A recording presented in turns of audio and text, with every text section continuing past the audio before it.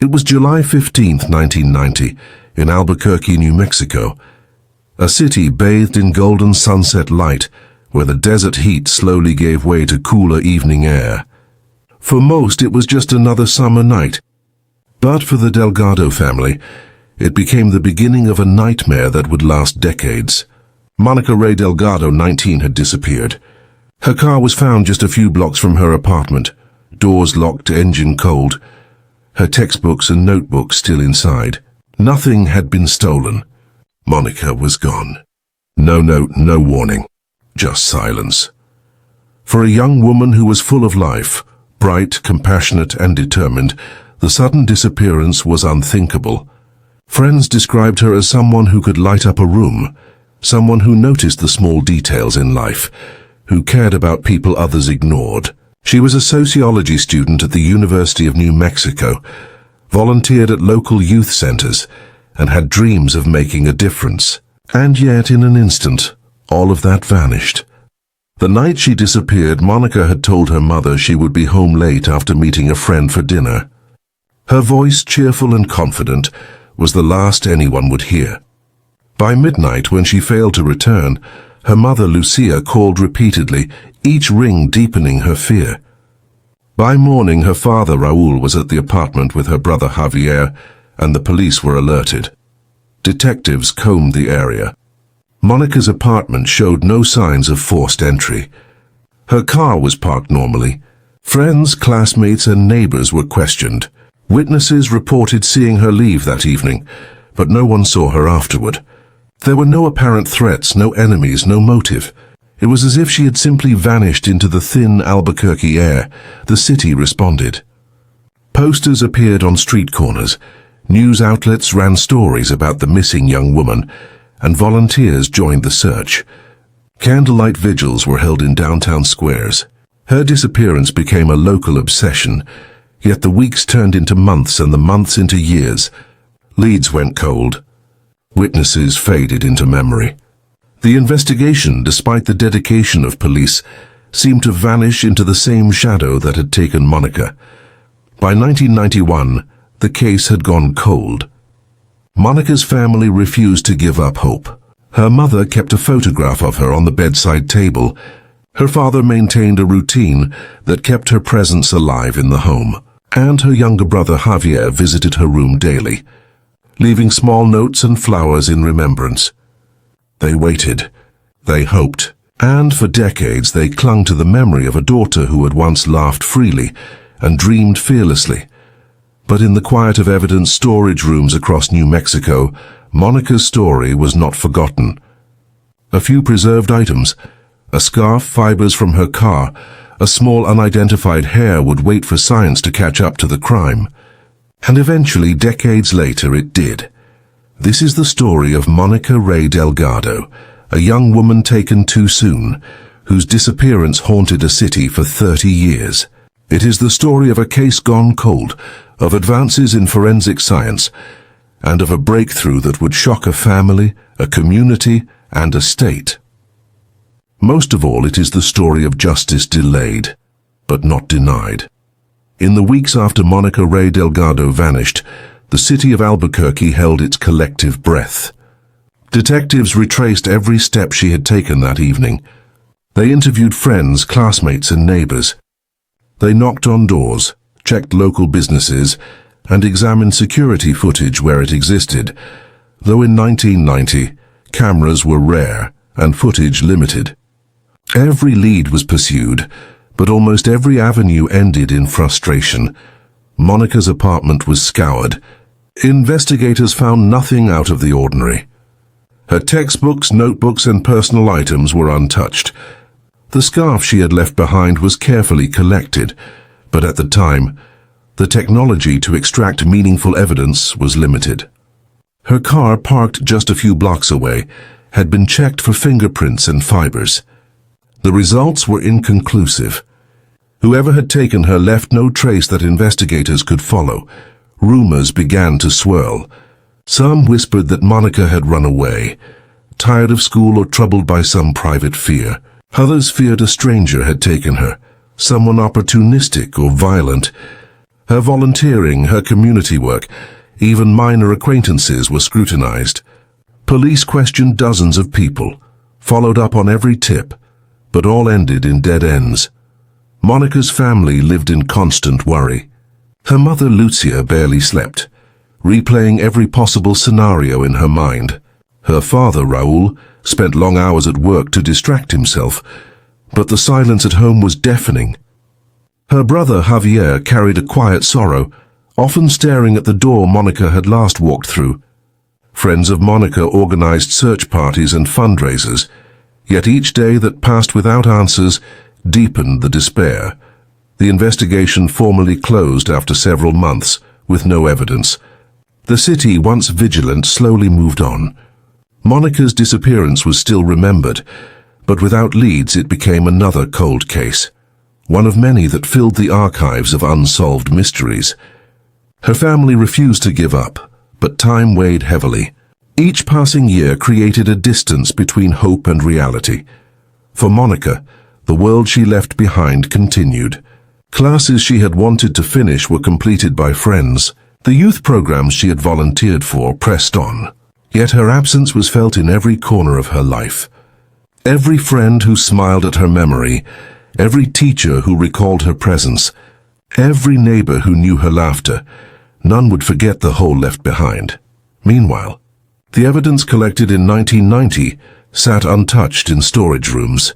The small hair sample, the fibers from her car and the scarf, all meticulously bagged and labeled, were stored in the cold case archive.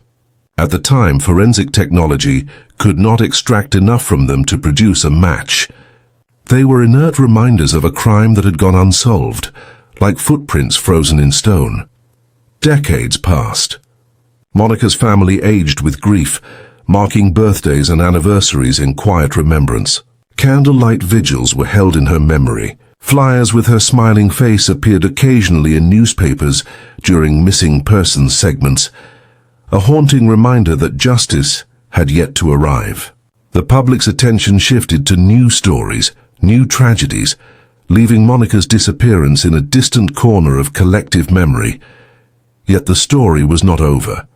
Science was evolving, forensic labs were advancing, and the DNA techniques that had once been science fiction were becoming reality. In 2019, a statewide initiative in New Mexico aimed to revisit unsolved cases using modern technology. Cold case investigators, trained in touch DNA and genealogical methods, began reviewing evidence that had been collected decades earlier, including Monica's file.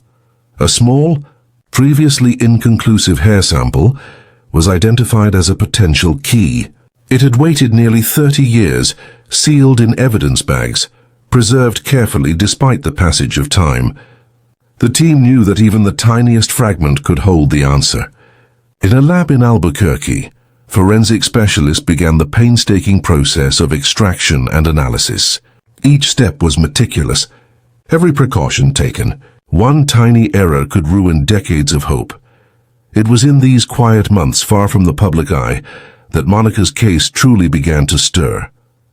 The evidence long dormant would soon speak.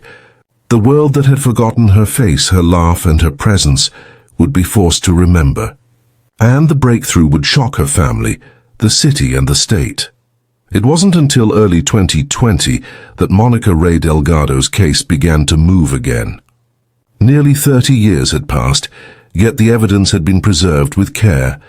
A scarf, a few fibers from her car, and a small hair sample collected from her person. At the time of her disappearance, these items had yielded nothing. But now forensic science had caught up. A team of cold case investigators, specialists in DNA extraction and genetic genealogy, reopened Monica's file. The hair sample, once dismissed as too degraded, was carefully re-examined. Using touch DNA and advanced probabilistic genotyping, scientists were able to extract a partial genetic profile. It wasn't complete enough for an instant match, but it was enough to begin genealogical research, a method that had transformed decades-old cases into solvable mysteries. Specialists uploaded the profile to public ancestry databases, comparing genetic markers with thousands of volunteers. Slowly, painstakingly, they traced familial links. Within months, the investigators found a promising lead, a living relative, whose DNA suggested a connection to the unknown source. The relative, a man living in New Mexico, had been a child in 1990, too young to be the perpetrator, but the genealogical tree pointed investigators to potential adult male relatives who were present in Albuquerque at the time of Monica's disappearance. Their focus soon centered on Thomas "Tom" Armand Hightower, a 23-year-old man in 1990, living in a modest neighborhood just 4 blocks from Monica's apartment. Hightower had no criminal record, no prior arrests, and had largely been invisible to neighbors and authorities. He worked sporadically as a delivery driver and handyman, and friends recalled he was quiet, keeping to himself, but sometimes behaving strangely around women. Detectives delved into Hightower's past, retracing his movements in July 1990. Records showed he had been in the vicinity of Monica's apartment the night she disappeared. Witnesses from the time described a man matching his description, loitering near her building, but no one had thought to report it back then. His former roommates remembered that he often borrowed tools or equipment without asking, sometimes vanishing for hours without explanation. Nothing had seemed criminal, just odd. The breakthrough came when investigators obtained a covert DNA sample from Hightower in late 2020. A discarded coffee cup collected from a trash bin outside his home was tested, and the results were shocking. A direct match to the hair sample collected from Monica's clothing in 1990. After 3 decades, the mystery had a name. Hightower had been hiding in plain sight. Authorities immediately began a careful surveillance operation. Hightower, now in his early 50s, lived quietly, seemingly unaware that the past had finally caught up with him. Investigators gathered more evidence from his property, seeking corroboration to ensure a strong case. Every detail was crucial. Decades-old memories could fade, but physical evidence did not lie. In the meantime, Monica's family, now older, had held on to hope, though it had dimmed over the years. When news reached them that a new lead was being pursued, it brought a flood of emotions. Anticipation, fear, disbelief, and a cautious hope. They dared to believe that the truth finally might emerge. The investigation into Hightower uncovered items long believed lost. In his garage, investigators discovered a small box containing personal effects belonging to Monica. A notebook, partially water-damaged but still legible, and a scarf she had been wearing the night she disappeared. Alongside these items were faded photographs of Albuquerque streets from 1990, likely taken by Hightower himself. These artifacts connected him directly to Monica and the events of that July night, filling in gaps that had haunted the investigation for decades. The community, once resigned to Monica's disappearance being an unsolvable tragedy, remained unaware of the slow-moving operation behind the scenes. But for the detectives, the puzzle pieces were finally falling into place. A suspect had been identified. The case that had been cold for 30 years was no longer just a folder in an evidence room. It was alive, moving toward justice. The quiet months of analysis, genealogy mapping, and careful surveillance would soon give way to action. The arrest was coming, and it would shock a family and a city that had long mourned a young woman stolen from their streets. On the morning of March 15, 2021, Thomas Armand Hightower's quiet suburban life was shattered. Plainclothes officers from the New Mexico State Police approached his home in Albuquerque with a warrant in hand. He opened the door, seemingly unaware of what was coming, and within moments he was taken into custody without incident. The arrest was deliberate, precise, and silent. Investigators knew that decades had taught Hightower how to hide in plain sight. Any misstep could allow him to destroy evidence or vanish again. He was now the primary suspect in a case that had haunted a family and a city for 31 years. Inside his modest home, a search warrant was executed.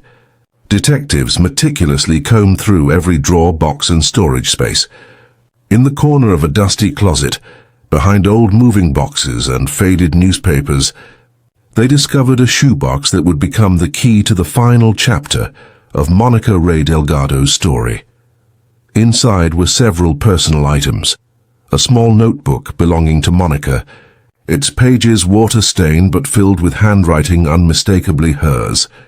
A scarf she had been wearing the night she disappeared, long thought lost, and a few faded photographs of Albuquerque streets and alleys from 1990.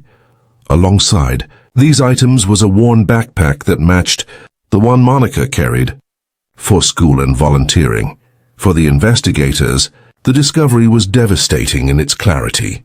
After decades, the missing items were in the possession of the man now in custody. The physical evidence tied Hightower directly to Monica's disappearance. It was irrefutable, a confirmation that the DNA alone had suggested.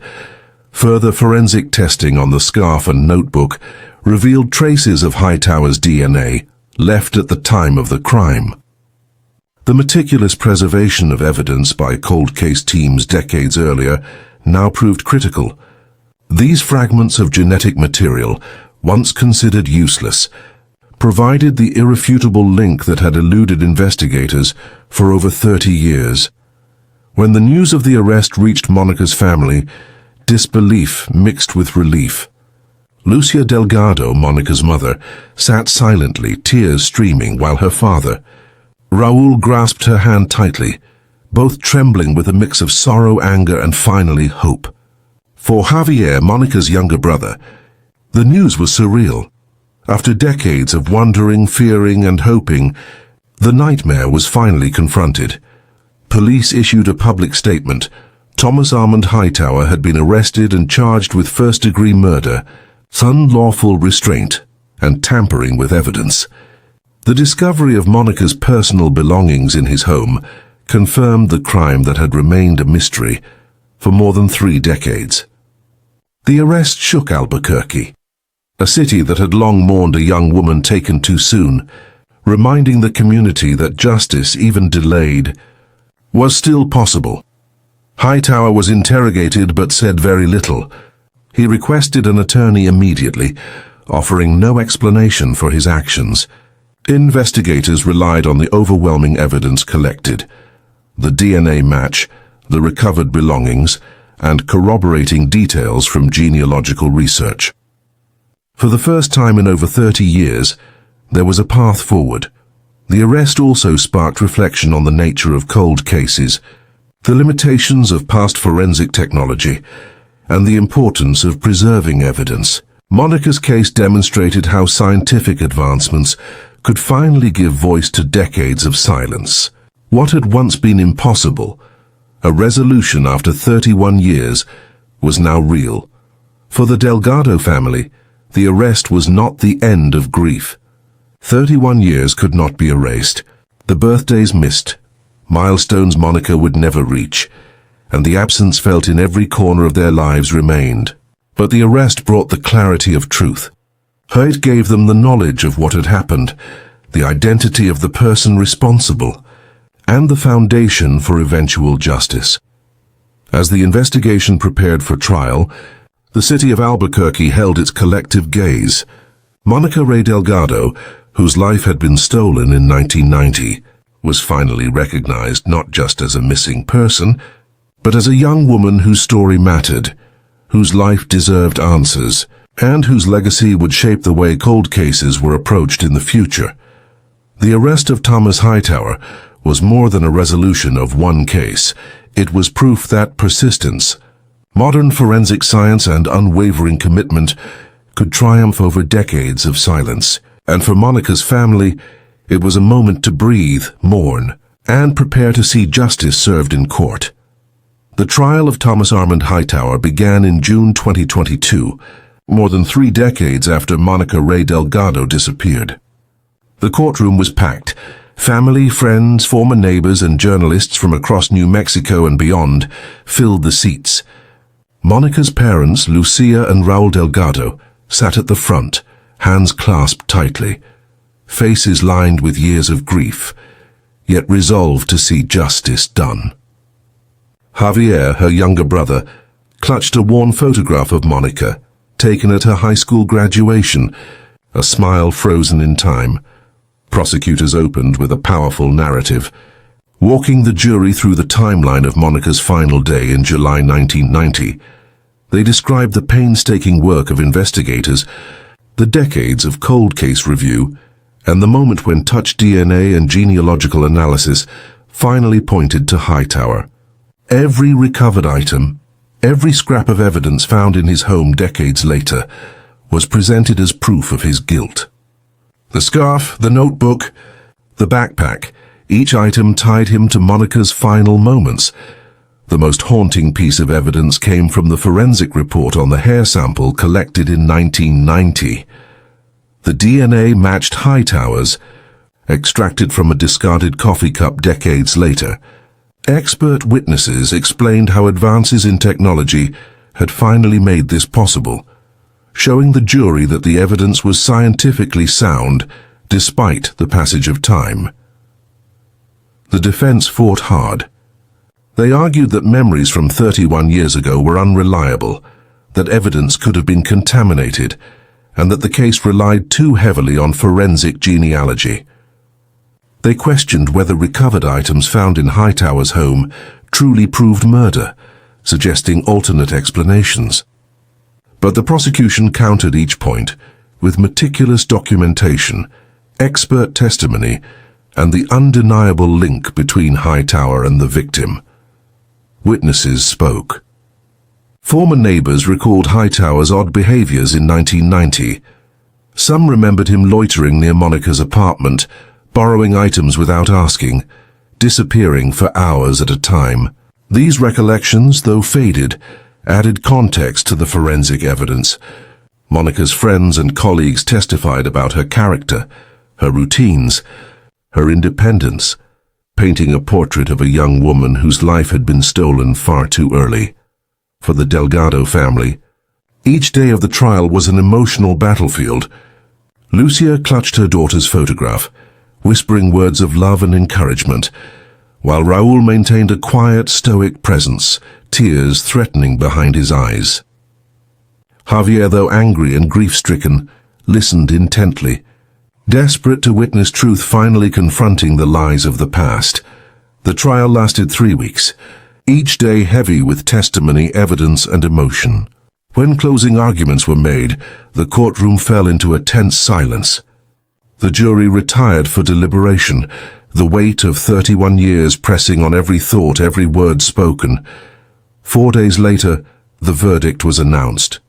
Guilty on all counts. The words struck the courtroom like lightning. Lucia collapsed into the arms of a family friend, tears streaming freely.